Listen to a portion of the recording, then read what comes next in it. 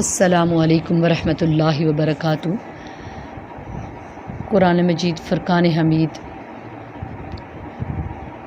اللہ تعالیٰ نے اپنے پیارے نبی حضرت محمد مصطفیٰ صلی اللہ علیہ وآلہ وسلم کے ذریعے پوری امت کے لیے ہدایت و رہنمائی بنا کر بھیجی۔ یہ کتاب تمام کتابوں سے افضل ہے، اس میں ہدایت و رہنمائی کے بے شمار راستے ہیں۔ اللہ تعالیٰ نے جا بجا اس کتاب کے اندر ایمان والوں کو بھی بلایا ہے، اور انشاءاللہ ہم ون بائی ون سب کو بیان کریں گے۔ سب سے پہلے اللہ کا نام جو ہے یہ اللہ کا ذاتی نام ہے، اس کا استعمال کسی اور کے لیے جائز نہیں ہے۔ تو سب سے پہلے جو صورت کو اس قرآن میں اللہ تعالیٰ نے ابتدا کی، اس میں اپنے نام سے ہی اس کو شروع کیا۔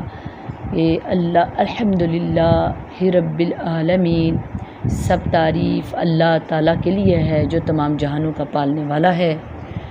اسی ایک پورے سنٹنس کے اندر ایک لفظ ہے جو الحمدللہ ہے، اس پر آج ہم اس طرح بات کرتے ہیں کہ الحمدللہ کیوں کہیں؟ اس لیے کہ اس رب العزت نے ہم سب کے لیے ایک عظیم کتاب اور ہدایت اور رہنمائی بھیجی، اور ساری دنیا کو اس کتاب کے لیے کھلا آپشن دیا کہ کوئی بھی اس پر عمل کر کے اپنے ٹھکانہ جنت میں بنا سکتا ہے۔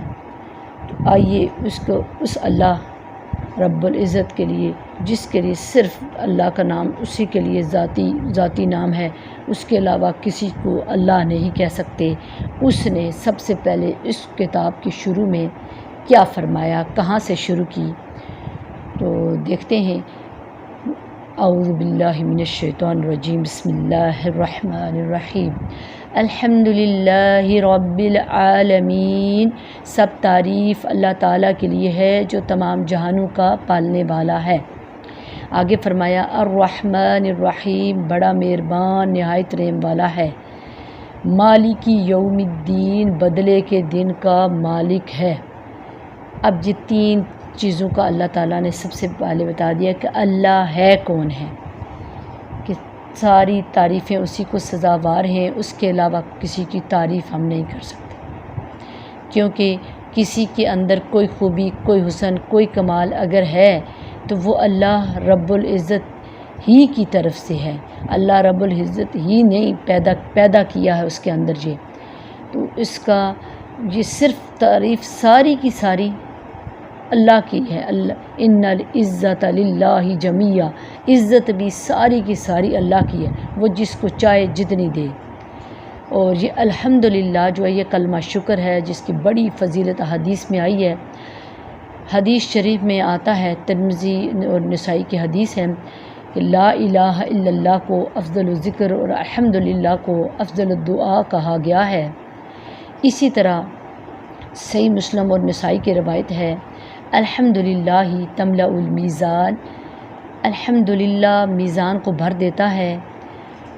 اسی لیے ایک اور حدیث میں آتا ہے کہ اللہ اس بات کو پسند فرماتا ہے کہ ہر کھانے اور پینے پر بندہ اللہ کی حمد کرے، یعنی کہ الحمدللہ ضرور کھانے پینے کے بعد کہنا چاہیے، اور شروع میں بسم اللہ الرحمن الرحیم، یہ بھی اللہ کی تعریف، اور کھانے کے بعد اللہ کی تعریف، الحمدللہ رب العالمین یا الحمدللہ۔